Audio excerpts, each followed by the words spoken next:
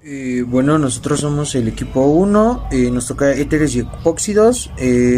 Está conformado por Patricia, Daniel Amado, Ricardo, Daniel Isaac Cortés Eduardo, Mónica Guadalupe González Calderón, Elías Salvador Alcántara, Rebeca González Jiménez, Eric Sebastián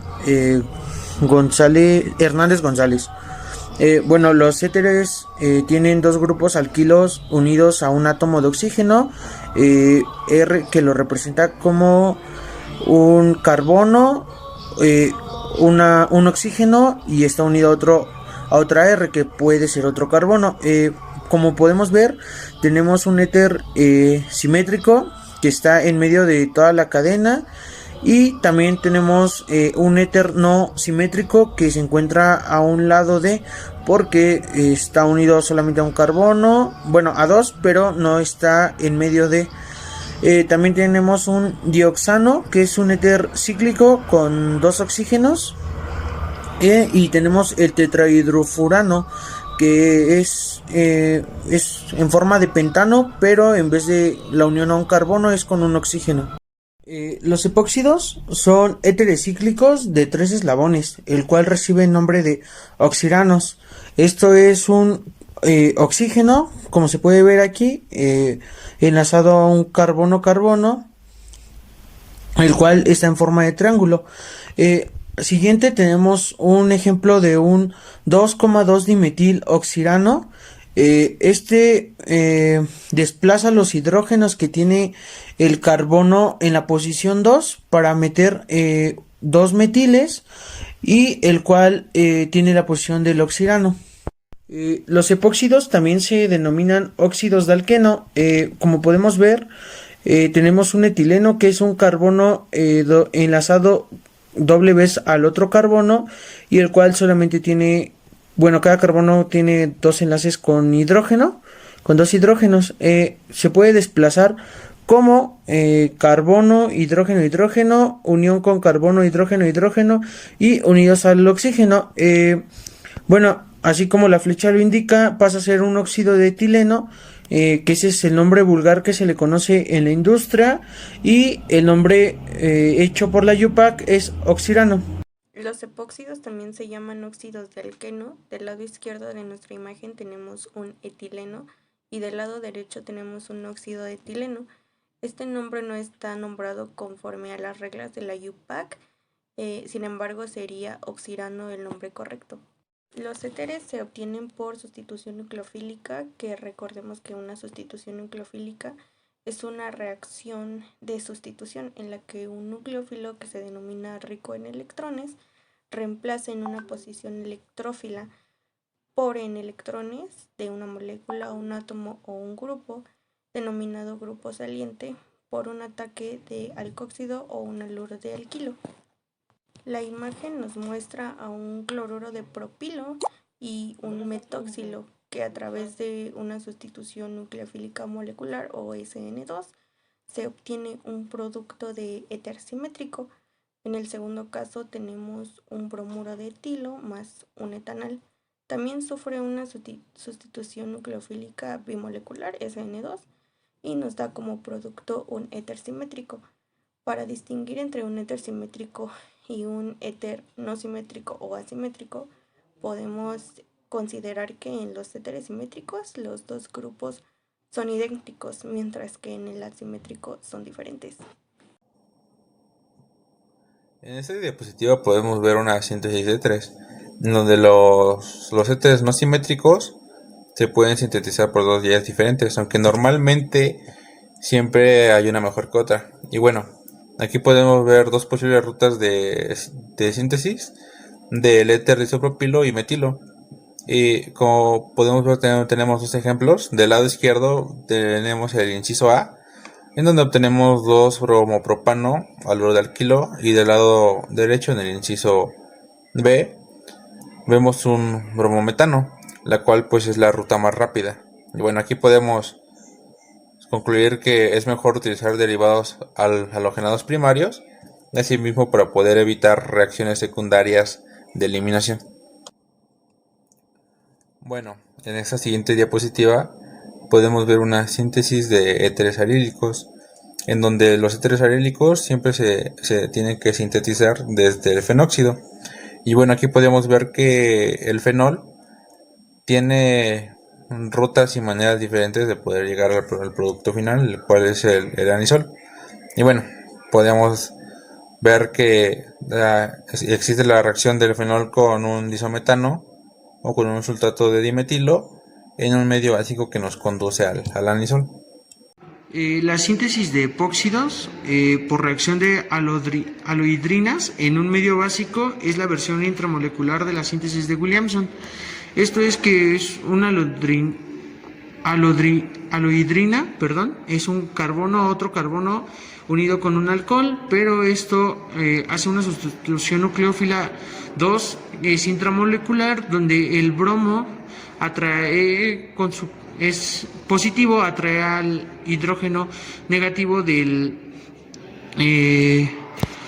oxígeno del alcohol, y esto hace que los carbonos hagan enlaces con los oxígenos, lo cual produce un epóxido más un reactivo, puede ser bromo o yodo.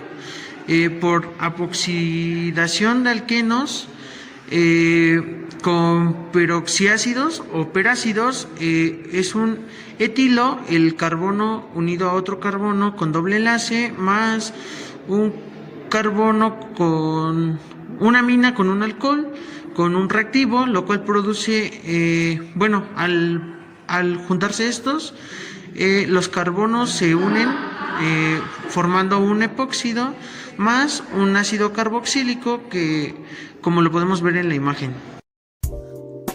A continuación sabemos que los éteres son muy inertes y de ahí se emplean como disolventes en muchas reacciones orgánicas.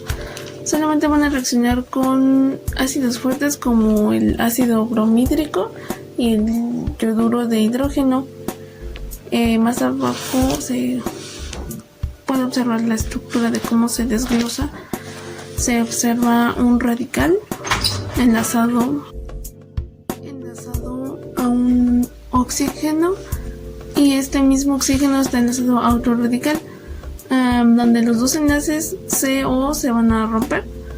Estos reaccionan más una molécula de hidrógeno enlazado con X, que podría ser un bromo o un yodo, ya que estos son más fuertes y tienen como a ceder electrones. Entonces estos van a reaccionar para formar un radical enlazado a X más otro radical enlazado a otro X. Estos se van a formar dos nuevos enlaces CDX más una molécula de agua. Y luego en la otra diapositiva nos dice que la reacción de apertura de epóxidos va a ocurrir cuando se emplean nucleófilos. Recordando el concepto de nucleófilos, sabemos que nucleófilos fuertes son los que reaccionan rápidamente con un sustrato determinado, o ácidos de tipo hidrógeno Z, donde Z va a ser un átomo nucleófilo en el proceso de apertura del ciclo y va a liberar mucha tensión angular. Entonces los epóxidos van a ocurrir cuando empleamos nucleófilos fuertes como el ion hidroxilo, el ion óxido con radical, el ion cianuro, el ion sulfuro y radical, y el amoníaco. Esto es mediante un mecanismo de tipo SN2. Este sabemos que es el que ocurre en una sola etapa.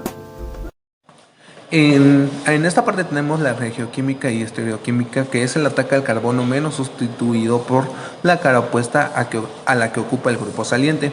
Tenemos como ejemplo un ciclohexano unido con un metil y un grupo funcional. El grupo funcional ataca al hidrógeno rompiendo los enlaces del oxígeno, haciendo que éste se pase al lado de donde está el metil con una carga negativa, liberando un hidrógeno y haciendo la unión del grupo funcional. Lo hacemos reaccionar con agua y esto nos da como resultado un ciclo hexano con un metil, un grupo alcohol, hidrógeno y el otro grupo radical. También tenemos la apertura en medio ácido. Tenemos ácidos como el ácido clorhídrico, tenemos el ácido brómico, el ácido yódico, agua y tenemos también ROH en medio ácido. Esto, como ya lo dijimos, en la región química y estereoquímica es el ataque que ocurre en el carbono más sustituido y siempre por la cara opuesta a la que ocupa el grupo saliente. Tenemos como ejemplo el óxido de etileno, que es un nombre vulgar ya que no está puesto por la IUPAC, o oxirano, en el cual está reaccionando con cloro en el oxígeno con sus dos enlaces. Reacciona para liberar al hidrógeno y el cloro sale con una carga negativa.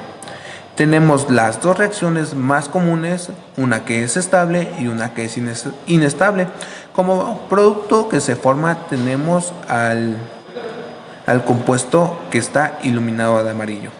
Los éteres tienen muy poca reactividad química. La desaparición del enlace carbono-hidrógeno de los alcoholes reduce considerablemente el comportamiento químico de los éteres y solamente se presenta el que corresponde al enlace carbono-oxígeno.